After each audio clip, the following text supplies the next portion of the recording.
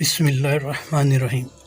حضرت ابراہیم علیہ السلام کی عادت تھی کہ مہمان کے بغیر کھانا نہیں کھاتے۔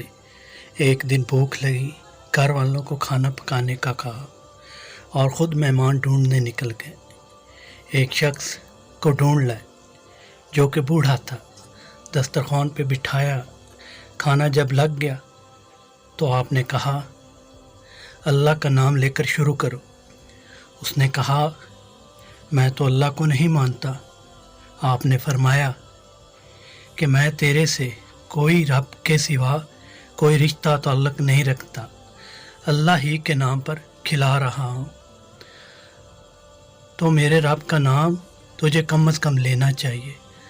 اس نے کہا، میں تو بتوں کا پجاری ہوں اور روٹی کے چند ٹکڑوں کے لیے اپنے بتوں سے بے وفائی نہیں کر سکتا۔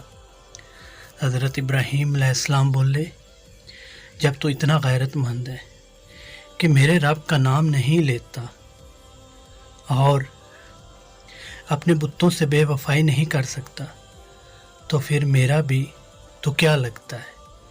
اگر میرے رب کو نہیں مانتا تو میں کھانا اسی رب کے نام پر کھلاؤں گا۔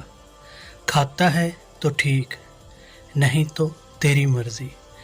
بوڑھا آدمی حضرت ابراہیم علیہ السلام کے دسترخوان سے اٹھ کر چلا گیا۔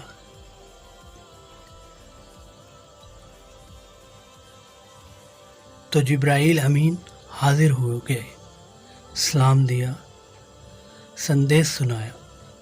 رب کہتا ہے، اے میرے خلیل، تو نے میرا ایک بندہ ناراض کر دیا ہے۔ یا اللہ، وہ تیرا بندہ تھا، وہ تو تیرا نام لینا گوارا نہیں کرتا تھا۔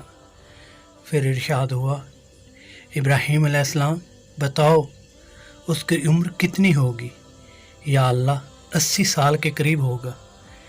کہا، اتنا عرصہ ہو گیا ہے، میں اس کو رزق دے رہا ہوں، تم ایک دن نہیں کھلا سکے۔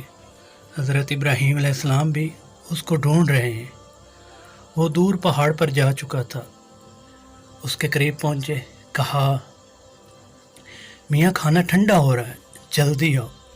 اس نے کہا، ایک شرط ہے، تمہارے رب کا نام نہیں لوں گا۔ کہا، نہ لینا، آپ آؤ۔ تو کہنے لگا، لہجے میں اتنی مٹھاس اور اتنی نرمی کیسے آئی؟ تم تو کہتے تھے رب کے نام کے علاوہ کھلاؤں گا نہیں۔ کہا کہ اسی رب کا پیغام آیا ہے کہ پہلے بھی تو میں ہی اس کو دے رہا ہوں۔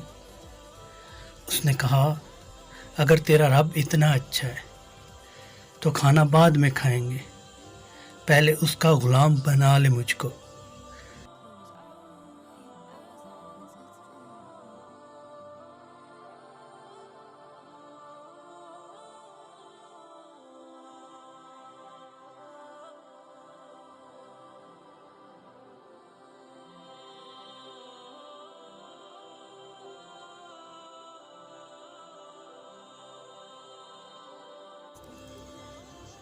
ویڈیو دیکھنے کے لیے شکریہ۔